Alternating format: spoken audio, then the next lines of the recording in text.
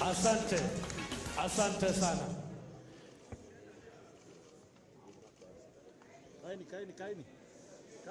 Welcome, Your Excellency, to address the nation. Kaeni chini tafadhali.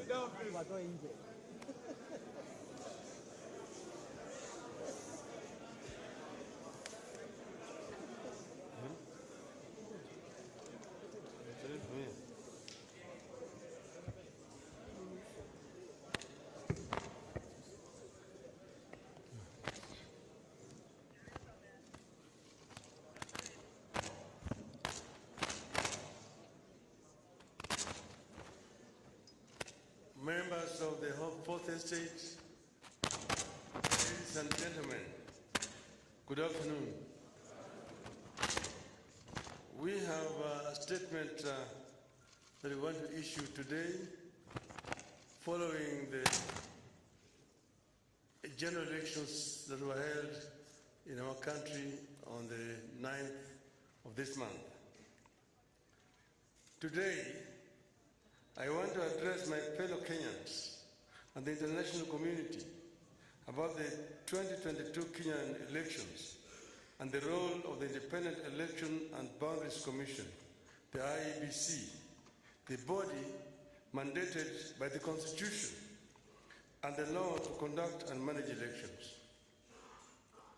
On August 9th, 2022, millions of Kenyans turned out in large numbers in an attempt to choose their leaders at the national, county, and local levels after long and generally peaceful campaigns. But yesterday, August 15th, our budding democracy suffered a major setback. As a result, Kenya faces a grave legal and political crisis as a result of the actions of Mr. Wafula Chebukati, the chairperson of the IEBC. The Constitution and our laws are clear about how the IEBC should conduct its business. There's no more important role for the IEBC than the conduct, transmission, and tallying of the presidential election. We are painfully aware of the past political biases by the IEBC that plunged this country into its darkest chapter. The terrible memories of the aftermath of the 2007 elections are still fresh in our minds. In 2017, the Supreme Court of Kenya nullified the presidential election again because of the misconduct of the IEBC. What we saw yesterday was a travesty and a blatant disregard of the Constitution and the laws of Kenya by Mr. Chebukati and a minority of IEBC commissioners.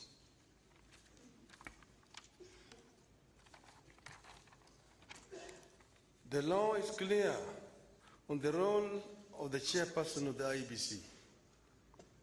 The law does not vest in the chairperson the powers of a dictator to rule the IEBC unilaterally.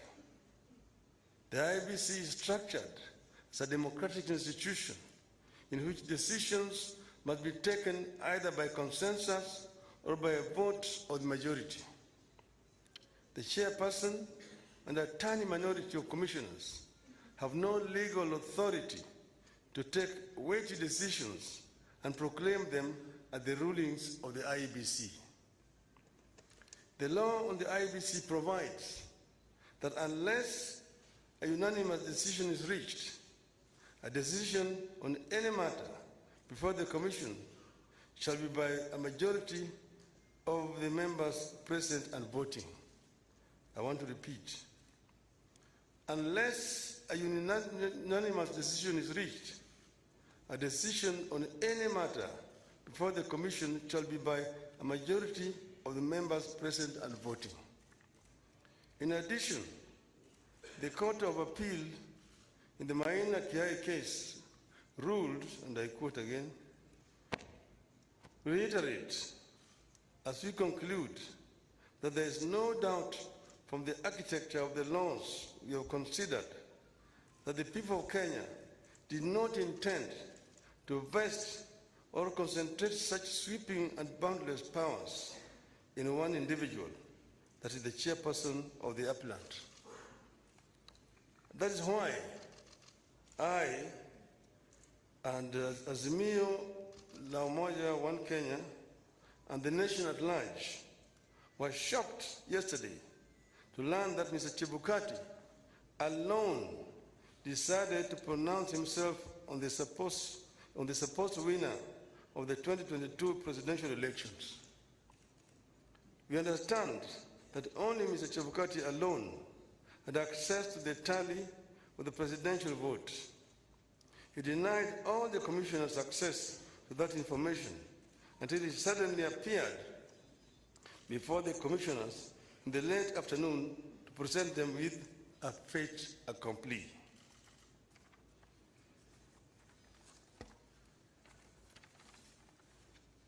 Barely 2 hours before his announcement, Mr. Chebukati called a meeting of the IEBC and revealed to them the different results he was going to announce. 4 of the 7 protested Mr. Chebukati's actions. But Mr. Chebukati, whose mind appeared made up, did not entertain any discussion of the results, precipitating a walkout by a majority of the commissioners, who promptly denounced the results at a press conference. We know what happened next. A majority of the commissioners walked out and held a press conference where they denounced the results. Our view in Azimio is clear. The figures announced by Mr. Chebukati are null and void.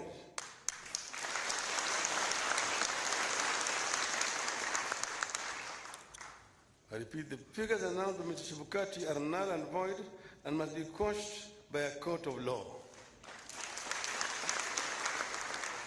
In our view, there is neither a legally and validly declared winner nor a president-elect.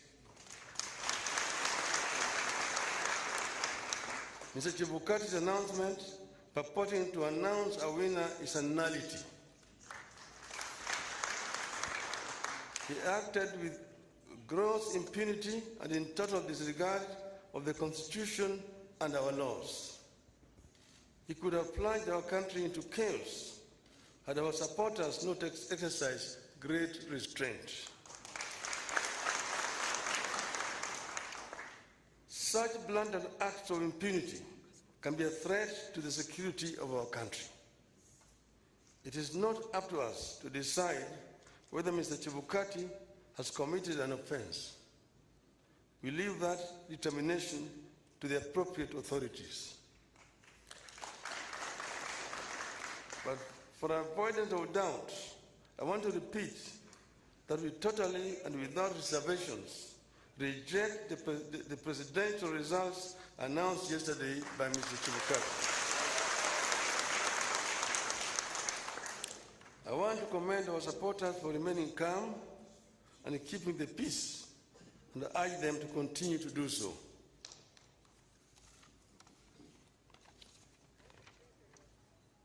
Let no one take the law into their own hands. We are pursuing constitutional and lawful channels and processes to invalidate Mr. Chebukati's illegal and unconstitutional pronouncement. We are certain that justice will prevail.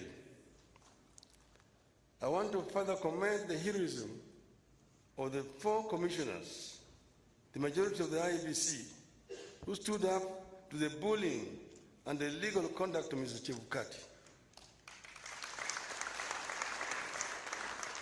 We are proud of them and ask them not to fear anything.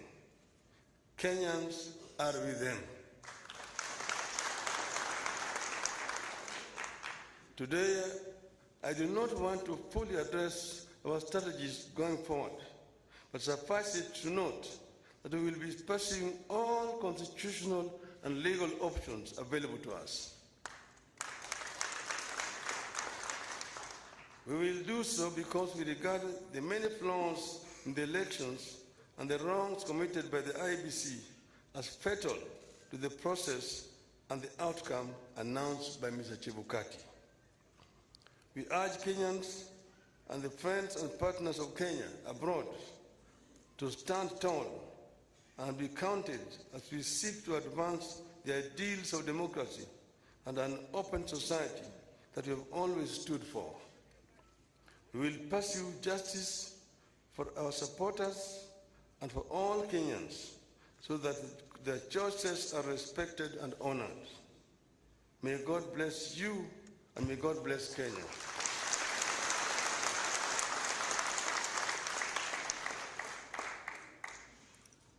Nataka kuchukua tena fursa hii kutoa shukrani kwa Kenya wenzangu ambayo wameshiriki katika uchaguzi ambayo imepita. Wameonyesha ujasiri, wameonyesha uzalendo na upendo kwa nchi yao. Wakenya kila mahali walijitokeza wakapiga kura kwa njia ya amani. Na sasa yale ambayo yalibaki ni tume ya uchaguzi kuhakikisha kwamba ile ndoto ya Wanakenya imeheshimiwa. Tumegundua hitilafu ambayo imefanyika katika IEBC ambayo imejaribu kutaka kukiuka yale ambayo Wakenya wenyewe walikuwa wamefanya. Tumeona yale ambayo imefanywa na yule mwenyekiti wa tume ya uchaguzi Bwana Wafula Chebukati kwa kujaribu kupindua ili uamuzi wa Wakenya. Anafanya hivyo bila kushauriana na wale wenzake ambaye wako pale pamoja naye katika tume ya uchaguzi. Sisi wana Kenya na wanaazimio tunapenda amani. Tunapenda umoja wa Kenya. Tunataka kuona kama Wakenya wameungana kama kitu kimoja. Ndio tunaongea juu ya azimio la umoja. Tuko na nia ya kuona kwamba Kenya imetoka katika janga la ufukara, janga ya kutokuwa na amani, na janga ya ubaguzi ya kikabila, ili Wakenya waungane kama watu moja, waweze kutekeleza wajibu yao kulingana na ndoto ya uanzilishi wa taifa letu. Hatutakubali, nataka kurudia haya, hatutakubali mtu mmoja ajaribu kuleta vurugu katika taifa letu, kujaribu vile vile kubadilisha yale ambayo Wakenya wameamua kama watu moja. Wakenya hawatakubali, hatutakubali. Tutazidi kutetea nchi yetu na katiba letu kama Wakenya ili Kenya iweze kuendelea mbele. Asanteni sana. Mungu ibariki Kenya, nchi yetu.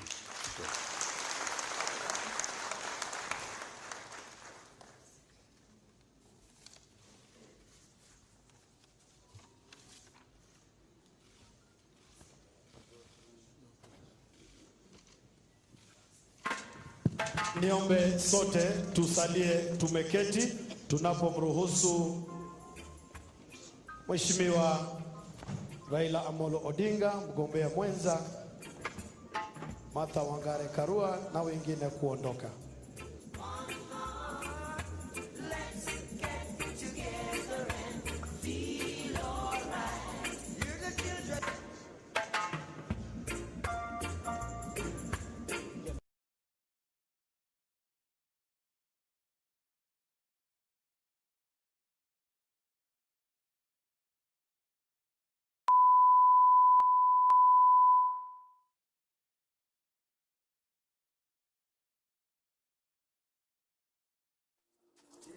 Thank you, DJ. May I all request all of us now to give space to His Excellency to take leave. And may we cooperate with the security officers here.